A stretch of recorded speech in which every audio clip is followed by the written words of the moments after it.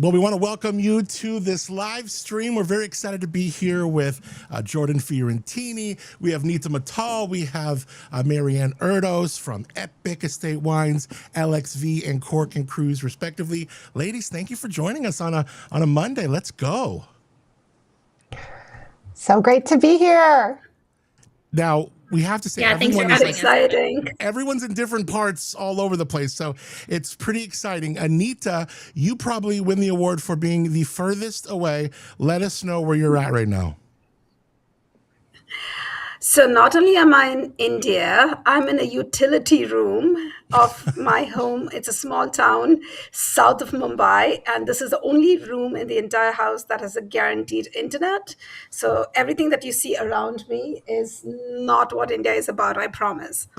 It's much more romantic than this. It's great to see you, and thanks for joining us all the way from India. Jordan, those look like some familiar scenery behind you. Tell us where you're at and what's the latest with Harvest 2026.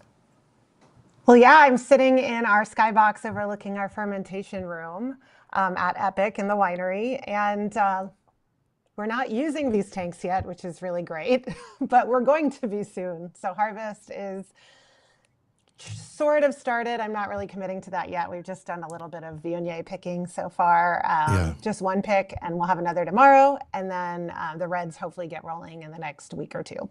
But that's what we've been seeing, like in the press and you're talking to neighbors and stuff, that things were looking early for a lot of this year, weren't they? Yes, it was an early bud break. And usually when you have an early bud break, it's going to lead to an earlier harvest, regardless of what happens in between. We had cooler weather after the early bud break, and then it warmed up in July and now into August, but it's cooling down again. So yeah, things are looking great. The crop is a little lighter, and we'll just have to see. People ask, and it's like, it depends on the weather. Yeah. Well, I can't wait to talk about Danube 2027. It means so much because we had, a really fun episode of The Pour with Neeta and with Jordan, and we missed you, Maryann Erdos. It is great to see you, Cork and Cruise, in the house. How you doing? Doing great. Thanks, Adam. Yeah. Beautiful day. I don't have the great story behind me, just my normal living room, but all is well here. So thanks for having me. Of course, really stoked that you're here. So, Jordan, I'll go to you first, because before we get into the ins and outs of what we're about to do in November of 27, and it's going to be so much fun. I know Neeta has had some experience with both on the waterways and on the Danube. Let's talk about really the why. Why are we doing this? Why are we doing this travel? Why this trip, Jordan? Well, for those of you who've been with Epoch a while, if we could go back to 2018, I believe we had a very special luncheon where Adam was hosting with me in front of the tasting room, and we announced that we were going to do a Danube cruise in 2020. And we all know why that didn't happen. And so since then, we've been patiently waiting for the perfect time to redo the same cruise. Why did we choose the Danube? We were looking for a destination that was a little more exotic, not the normal run-of-the-mill, Rhone or Bordeaux for the wine drinkers. We got really excited when we saw this Danube cruise back then, and I think I echo that excitement, but with even more. Eastern Europe is kind of the place to be right now if you're going to Europe. People are really discovering the cities that haven't been as talked about as much, at least in the United States, for destinations. And then my last little point that I'm just super excited for about this cruise that makes it also really unique and different than others is we are going in November. Amen. Yes, because if you've ever been to Europe in the summertime, and I know everyone here knows this so well, especially you, Maryann, Europe can be very hot and humid. Even if you live in the most hottest and humid places in the U.S., Europe feels a little bit more hot and a little bit more humid in June and July. And today what we really wanted to do was tell you what we're building, why we're so excited about it, and most importantly, answer any questions that might come up. So if you're watching this live and there's something that you want to know, you got Maryann here, you got both the the folks from the wine here. You got a winemaker right here with Jordan. Put it in the chat. We're happy to get to any questions that we see. There are no dumb questions, especially when it comes to like things you want to ask Maryann about cabins, this and that. If you're wondering anything about it, that's what this little time is for. Neeta, let me ask you, why this trip? Why are you joining us? Jordan Fiorentini. That's it. I'm joining this cruise for Jordan Fiorentini. We just want to hang out. Yes. No, this is such a fabulous opportunity that came our way. Thanks to you, Adam, and to you, Jordan. And the moment this was floated as an idea, I was like, yes.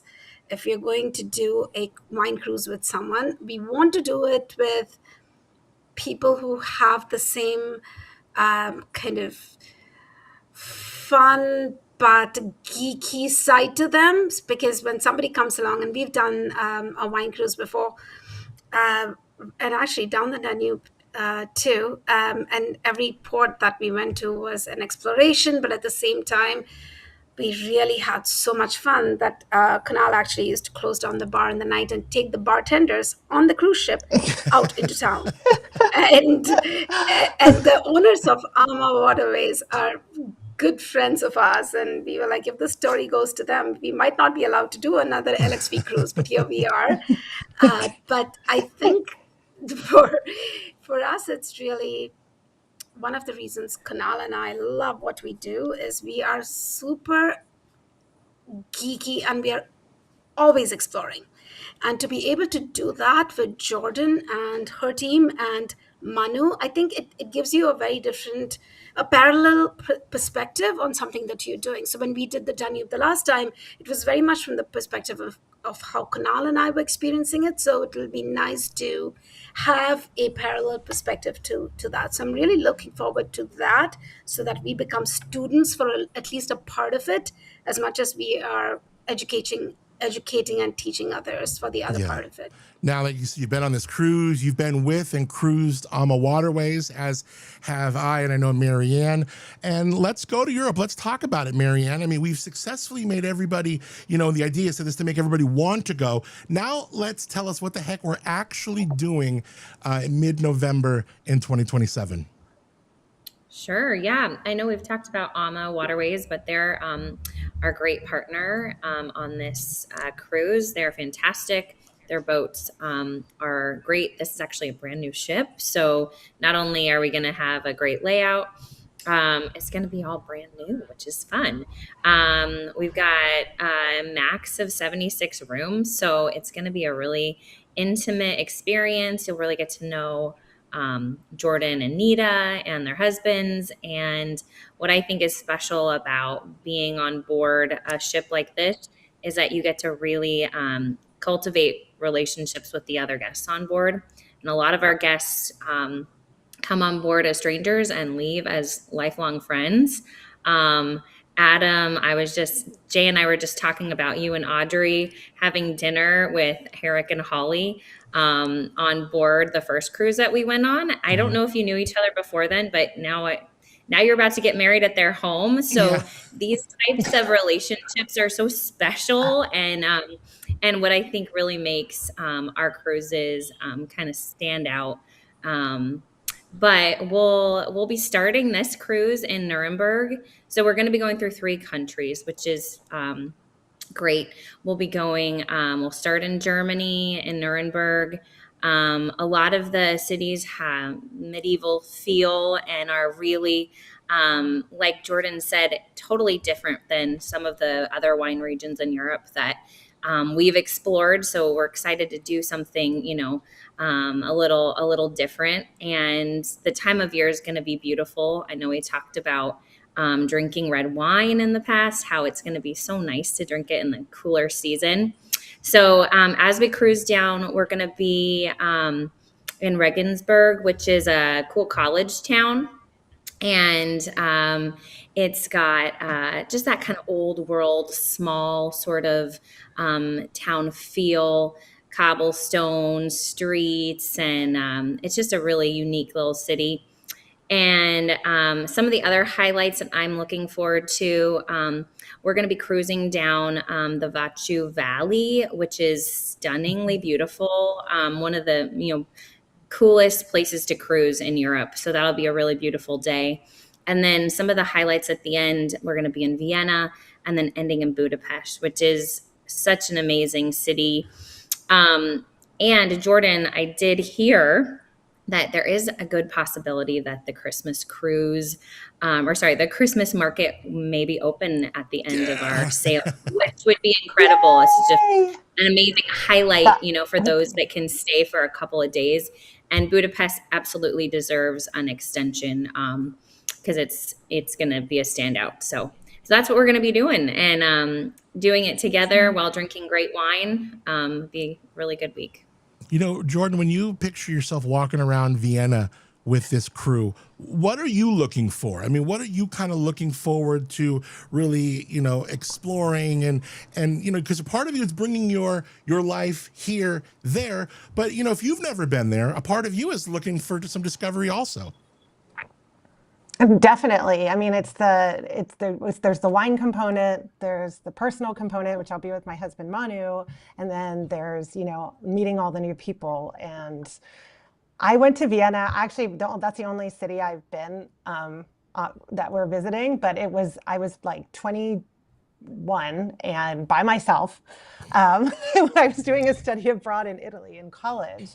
So I'm actually it's going to be this really fun retrospective when I get to that city, to Vienna specifically, because I have these memories of that place being really poignant and beautiful and very grand. And just coming there at who I am right now, a winemaker with my wines, with this wonderful group of people. I'm super excited for it. I've been to lots of wine regions of the world, but I've never been to the Wachau. I'm really interested in trying their wines, seeing their vines. They're just in a totally different setting than how we grow grapes here, but we're all making wine, which is the universal tie. And Neeta, when we start talking about food and things like that, it's a dangerous territory for you because you're incapable of experiencing food without thinking about flavors and layers and textures. When you think about your wine and Jordan's wine being paired right next to some of the beautiful foods of this area, how does that even make you, kind of rediscover some of your own wines in different ways?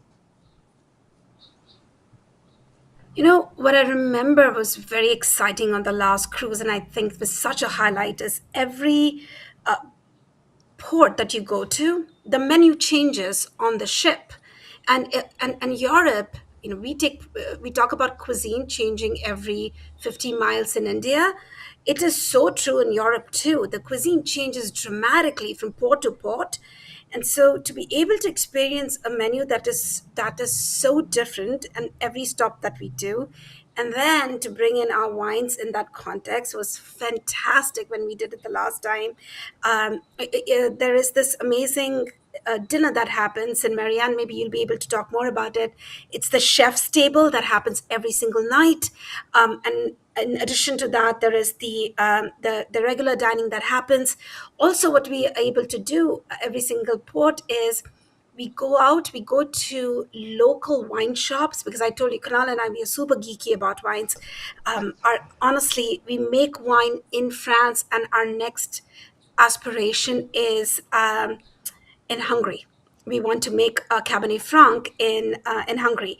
And so for us, what we do is every port that we go to, we actually source bottles. We bring it on the ship, and just before the dinner time, we were tasting them with our club members and bringing in local cheese and charcuterie and anything that's local, and it became such a great experience where eventually towards like the last couple of days, we didn't even have to bring in any wine. All the club members were going to the local shops, bringing something that they were inspired by, bringing in food, and the kitchen started contributing to this tasting, this kind of adult tasting. So I think something about, and Jordan, let me know if you agree with this or not, something about being a winemaker or a vigneron, it gives you street cred with the kitchen. And so any request that you make with the kitchen to do something, they will more than oblige. And Amma Waterways, one of the best things that they do is customer service. And so food and wine is going to be the highlight of this cruise, I promise you. It is really, really Wow. special. I mean, you know this, Maryann, too, whether it's the food on board or just being able to enjoy the food from the different places that we get a chance to visit. No one does it like Amma Waterways. I've cruised with them a couple times before doing it with Jay and Maryann of Cork and Cruise, but nobody does it like Cork and Cruise. So even my experience on Amma Waterways was heightened and elevated just by being on board with Jay and Maryann. Maryann, how do you kind of look at like these, new friends of yours that they're coming on board and you're kind of taking this role of like, hey, I want to really make sure and show you the best time you can. Yes, Amma does their thing, but what we do is add this other layer that is very special. Yeah. I mean, first off, I feel like we get to know each guest prior to being on board. We sometimes spend, a lot of time via email or phone call. So by the time we get on board, I feel like I know these people. I know the guests that are coming on board in some capacity.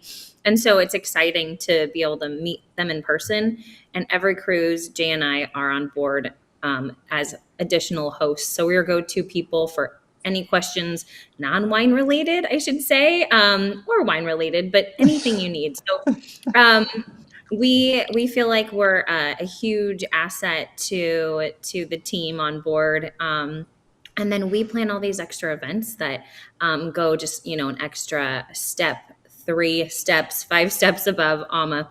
So Neeta mentioned the Chef's Table restaurant where they do a tasting menu. So we come in with Epoch and LXV wines. We pair them with the different courses just to elevate that experience up, a few notches. We'll have some really interesting tastings on board as well.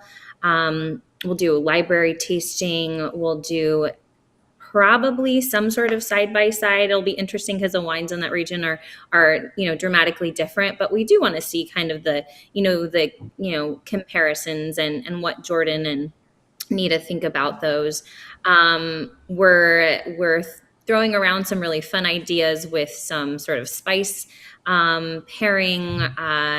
We might even twist Jordan's arm and do a impression on board live. So yes. we'll definitely have a podcast recording on board, which is always a highlight when Adam gets to not only talk to these wonderful ladies, but also ask questions or field questions from everyone on board. So that's always a highlight as well. So we really feel like the experience that we bring just adds an extra layer to the whole week. Yeah, let me get to some of these comments really quick first. Some of them, there's 2 comments that are pretty thoughtful, especially you could tell they've been reading the news that the Danube has been low on water levels. And some folks saying, what does Amma do? To my knowledge, Amma hasn't had to cancel one trip because of the low water levels. And even when I actually chatted with folks at Amma before this to kind of ask, thinking this might be a question, this was a dynamic that they've had in like 18, I want to say 2022. And, sometimes low water levels in the summer are just a thing, and the boats are pretty much designed for that. But I mean, we're going to be going in the fall. We're going to be going next year. So I wouldn't even. For a second. I can quickly speak to that, Adam. Go ahead. So Amma's great. They have purpose-built ships, which means that this is the type of ship that's built specifically for this. So there's all the locks that, are at work on the river to kind of help with the, water levels. Global warming is having a significant effect on water levels. They didn't have enough snow this year, so the glacier melt is not there, and so water levels are really low. That being said, Amma does have unique ways to get around that because they have enough ships on each river. They do very creative things to continue to do things. I won't go in all the details, but I'm happy to share that with people. We will not have that problem in November. It just won't happen. There will be plenty of rain prior to that. So it's not going to be an issue with the sailing date that we have. Maryann, Philip asks, do you anticipate adding a pre-cruise or post-cruise extension? Yes, we will have at least one or the other that is a part of the Alma Waterways itinerary. So your cruise manager would actually be with you through that whole pre-cruise is what we're leaning towards. We also can help with some custom things if people want to do, you know, a stay or maybe somewhere else in Europe because they're already there. We are happy to, plan something custom as well. I love it. Jordan, you've poured epic wines for people thousands of times. What happens to the way someone understands your wine when you remove the tasting room counter and give them 7 days with the person who actually made the wine? Well, I hope they I think they would start to see it through my eyes a little bit easier as well. And also the conversation that would happen when we're tasting not just the epic wines, but the LXV wines and the wines from the region. There's so much more time that we can have together talking about wine, talking about life, which influences wine. We're so limited a lot of the time. Wine dinners are great, but it's really just a big touch here. And how do we reach, the most people and explain what we're doing in this shorter period of time? But I really feel that, people will be able to understand my point of view even more, and then hopefully create their own as well, which is the most important thing with wine drinking. Most people coming probably already do have their likes and know a lot about wine, but this will just it'll open my mind more. So I know it's going to do that for other people as well, which is what always happens when I go to Europe and I go to a wine region. Is there a specific epic wine in your portfolio that you feel is going to be really fun to bring over there and just to taste with the surroundings? It's so funny. I always joke with Audrey, who's coming on this trip as well from Epic, that, when I try the wines in the winery, I'm so particular, and I'm really like a really mean grading teacher at that moment. I'm just picking apart every little thing, and it has to be perfect, and I have to taste it at 9 a.m. and it has to taste great. And then we'll go and do like a wine pouring or a wine dinner somewhere off campus, I like to call it. And I turn to her and I'll say, oh my gosh, this wine is, whatever wine is tasting so great. I haven't ever tasted it in this context before. And she just laughs because she says, this is what I experience all the time with epic wines. When you get them in a less analytical setting, and we're going to be on the Danube, and we're going to have totally different foods and then totally different wines next to them as well. I'm really excited, though, to answer your question, to see, first of all, our whites next to the whites from the Wachau Valley, because I can just see this progression where we can do the Austrian whites and then move to the LXV Sauvignon Blanc and then move into the Epic Viognier and really have that conversation about the richness and the different growing seasons. And then the same is true for the reds. But there could be, like our Grenache, even though we think it's going to be so much rich and riper, it could be really fun against some of the leaner reds in the area. Not only just, volume of the wine, but texturally as well. Yeah. Neeta, my spice queen, is there a spice that you're secretly hoping you discover somewhere along the Danube and bring home? Paprika, all the paprikas. Right. All the paprika.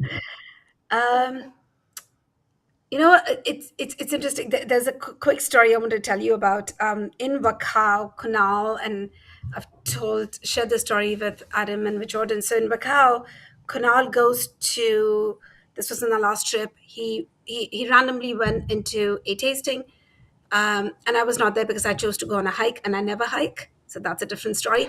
And he goes to a tasting, and ends up the boat was ashore, ashore the deck side, and I see Kunal come. I see an old woman pulling up in a car, and then I see Kunal getting out of the car with a crate of wine, and it was the most surreal scene. And then so he walks in, and then he told me the story of how he went wine tasting to a place where nobody spoke English, and that's how he ended up. And he realized when he bought that there's no way to get back to the ship, and somehow, in whatever broken language, he convinced the grandmom, who was probably in the 90s, to drive him to the boat. And in that, along with the wines, and this was actually wine that was on a system, so you just pour the wine and then you leave some money behind. Very interesting. And so there was this wine that he bought on board to thank the staff.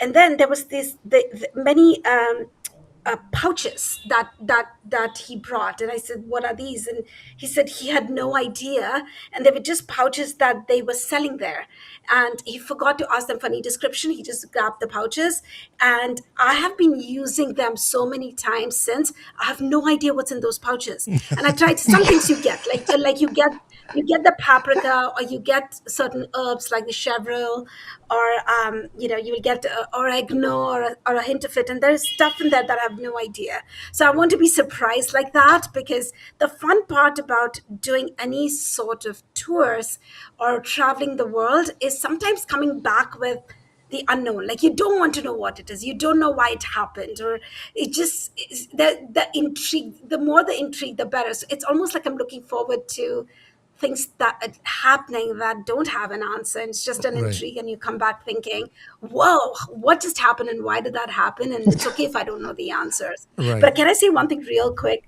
about what Jordan just said? Is she talking about having perspective on her wine.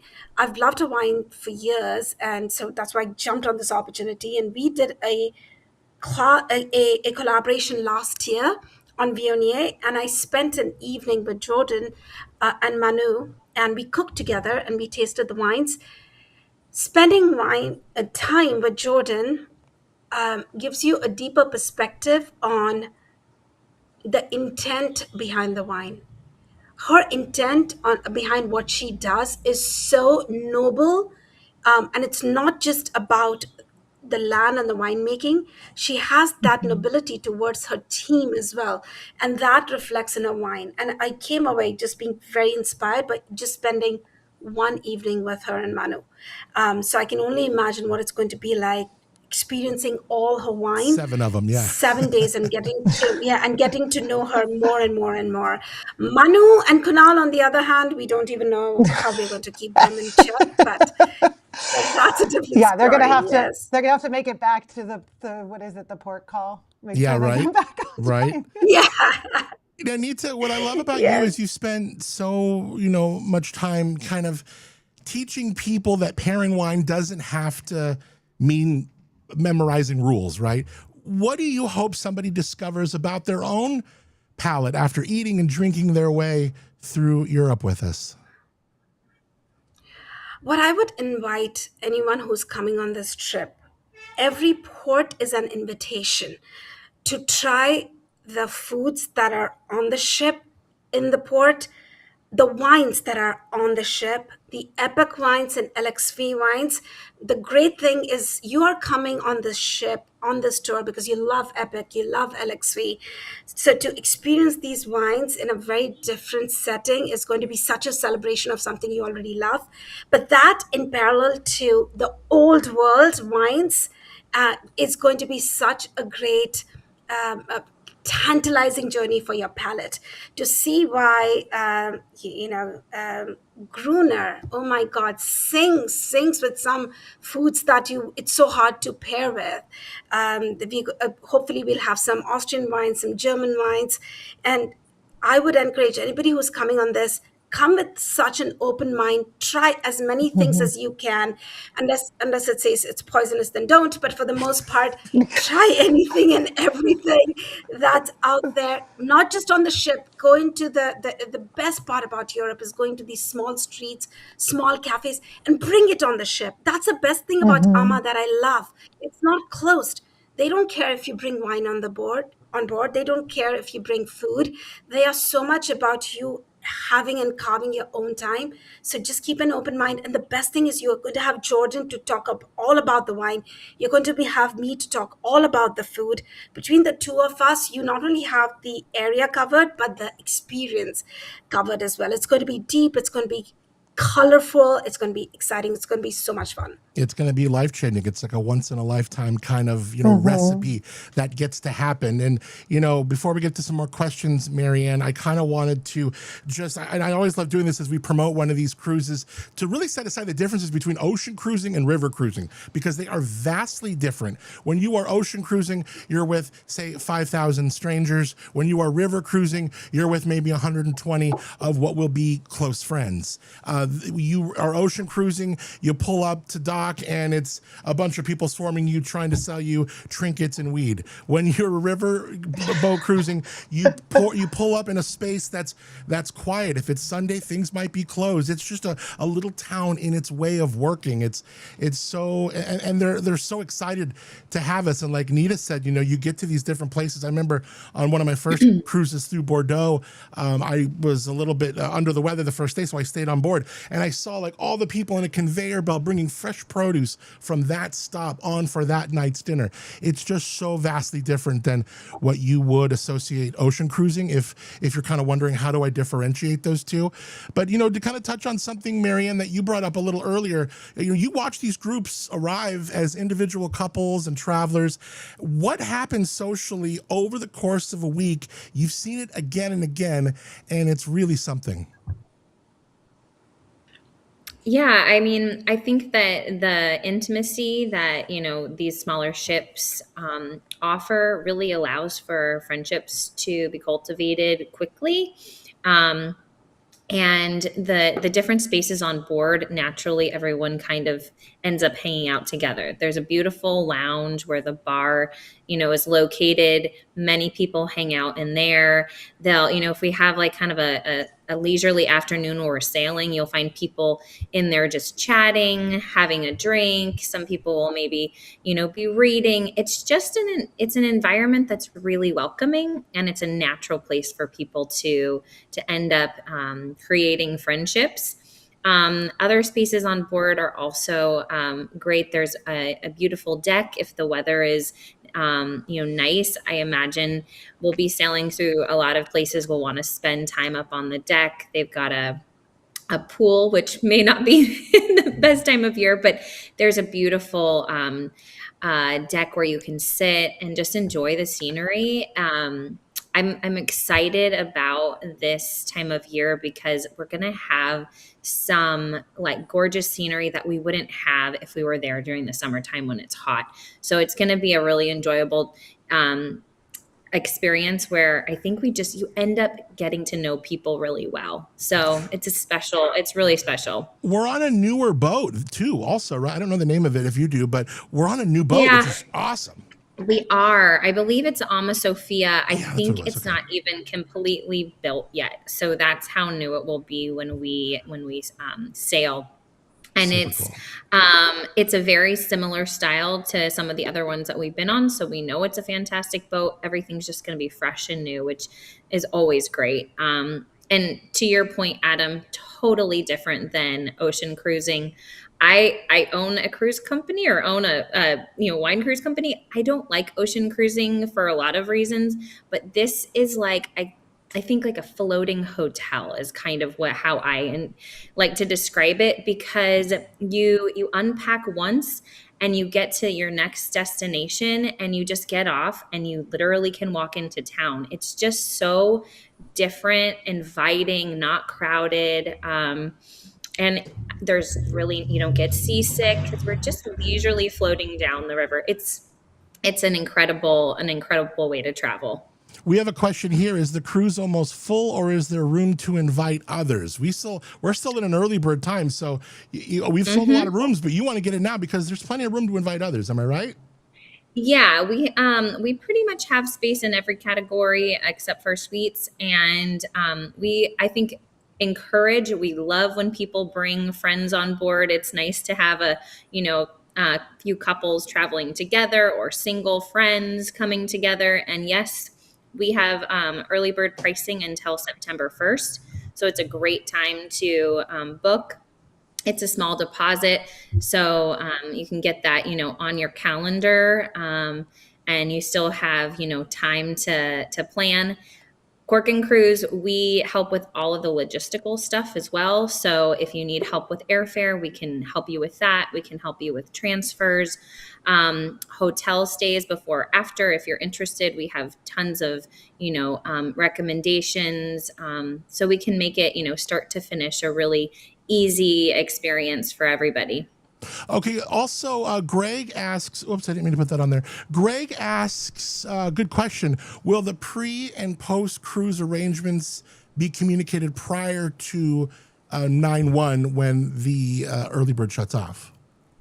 So we plan to. AMA, it doesn't always have that information to us right away. I can tell you 99% chance it will be in Prague, will be the pre-cruise extension, which is a fantastic pairing with this itinerary.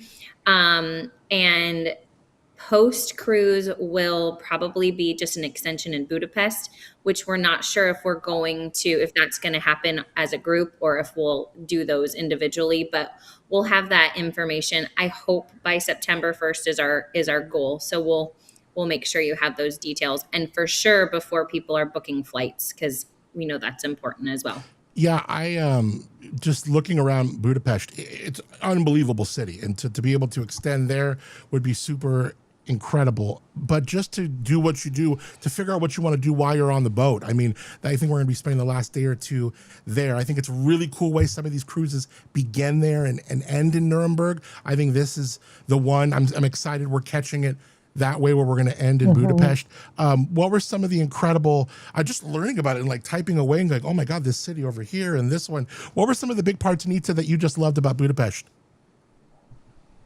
Oh, I have a story. I always have a story. So the last one that we did, there was this very interesting group of people who came on board the trip that we did the last time down the Danube on AMA, and it was actually the captain of the U.S. polo team. His name is Tariq Salahi.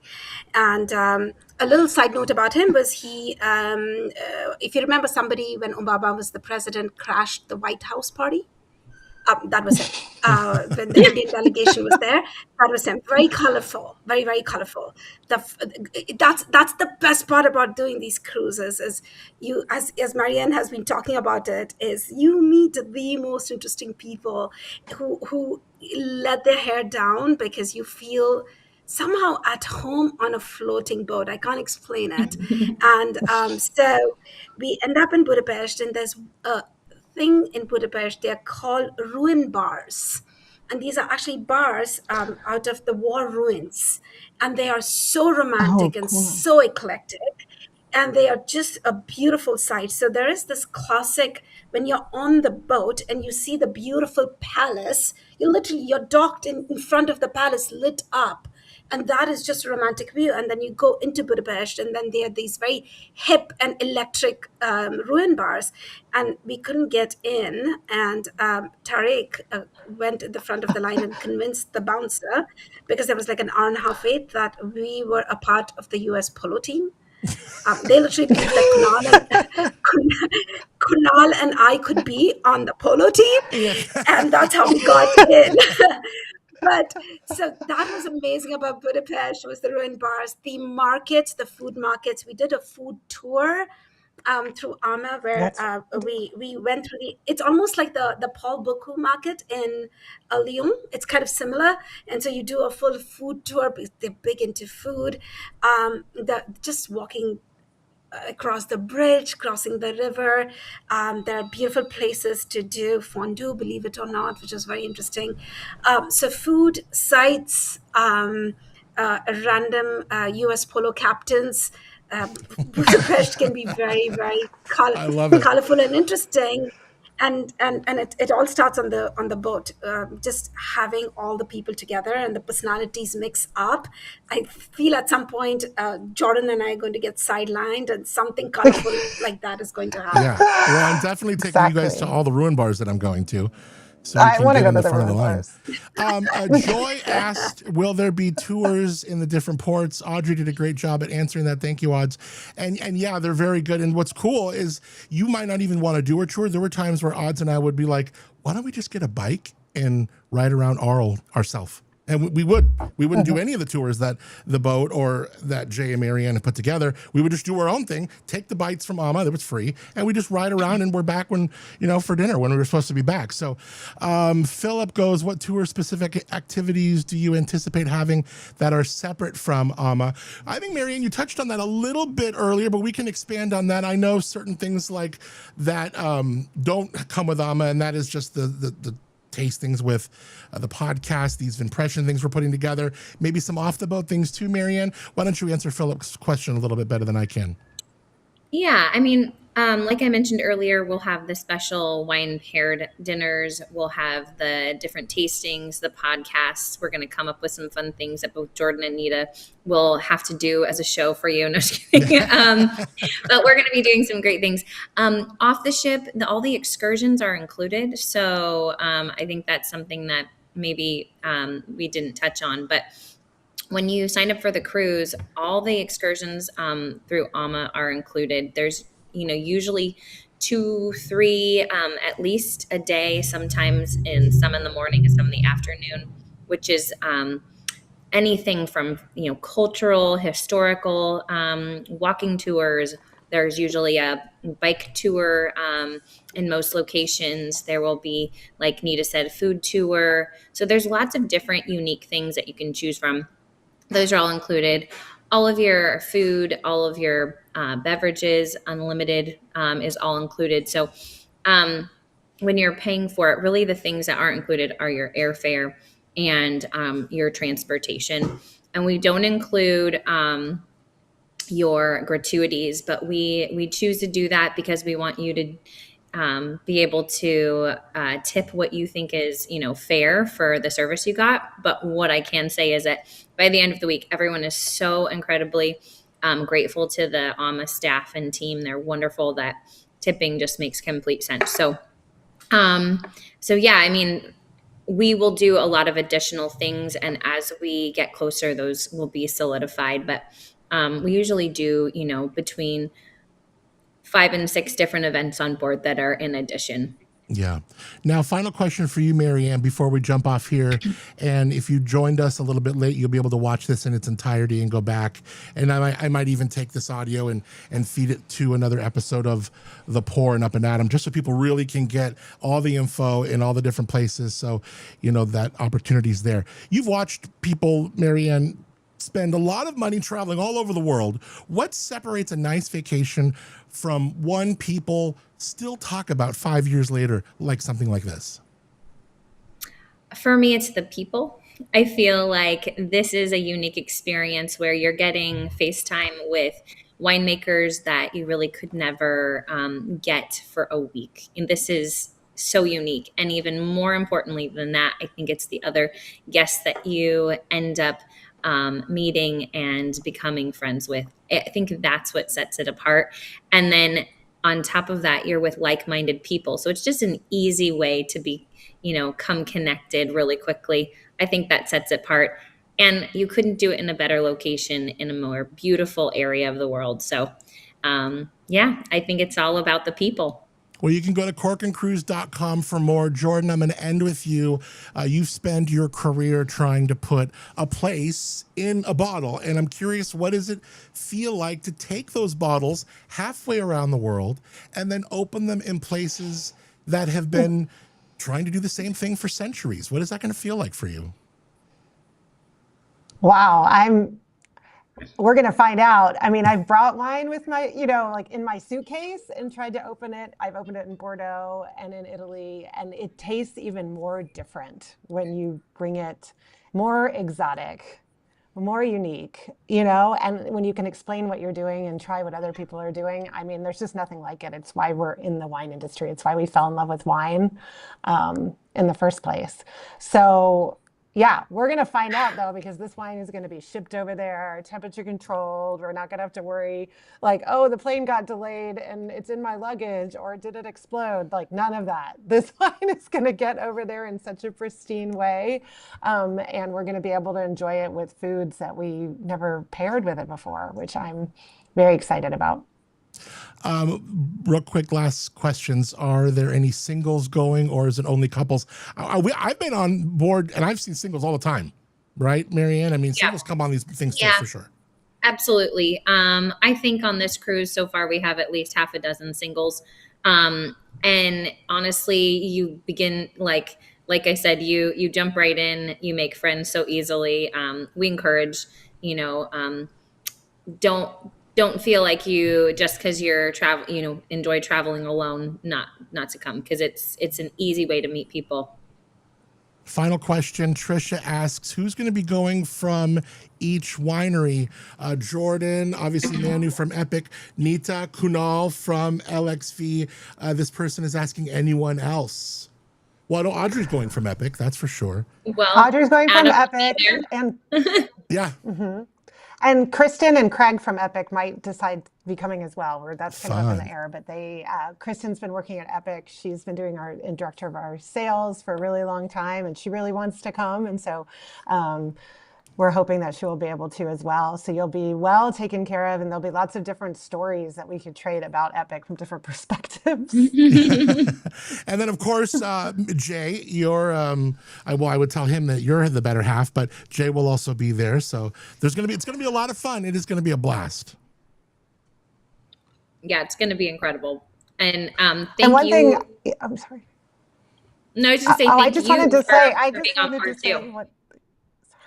Go, Jordan. No, it's hard because we're all fighting the latency. No, go ahead, Jordan, then Maryann. We've been so good. I've been so good so far. I didn't talk over them, but now I did. Because the one thing I just really want to say too is, I don't know if anyone's been over to Europe lately, but it's just travel's gotten, when you're on your own, and it's gotten so difficult. Like, you don't really know what you're booking. You don't know what you're getting into until you get there. And it's just going to be so amazing to be so well taken care of, where everything has been thought out by locals, by Maryann, and so that we can just enjoy the place, the culture, the wine, the food. So that's the part that really is singing out to me too, because I've gone to Europe many times, and weather and crowds and all those things kind of get in the way of the experience that you're trying to have. Mm-hmm. Maryann, go ahead. I was just going to say thank you guys for jumping on board, for taking the leap to work with us, because I think it's going to be a really special week, and I'm excited. So we're really grateful. Yeah. Folks Miguel asked a great question, Maryann. If you go there, you discover some wine that you love, there's ways and services to ship it back, correct? Absolutely. Yeah, we can find ways to get it back. Yeah, wonderful. All right, well, yes, and to answer your question, we'll all see any questions we didn't answer here. I'll get into the comments and answer them so we can get them all answered. I'm scrolling quickly. I think we caught most of them. Maryann, thank you so much for the time. Jordan, thank you so much for saying yes to this and doing this. And Neeta, thank you for joining us as well. It is going to be a really, really special, once in a lifetime chance. We'd love to figure out a way to all even get together before we go too. It's going to be very something special. So thanks, folks, very much for taking the time to chime in with questions, to meet everyone here, and for the ladies involved, thanks for your time today. Thank you, Adam. Thank you.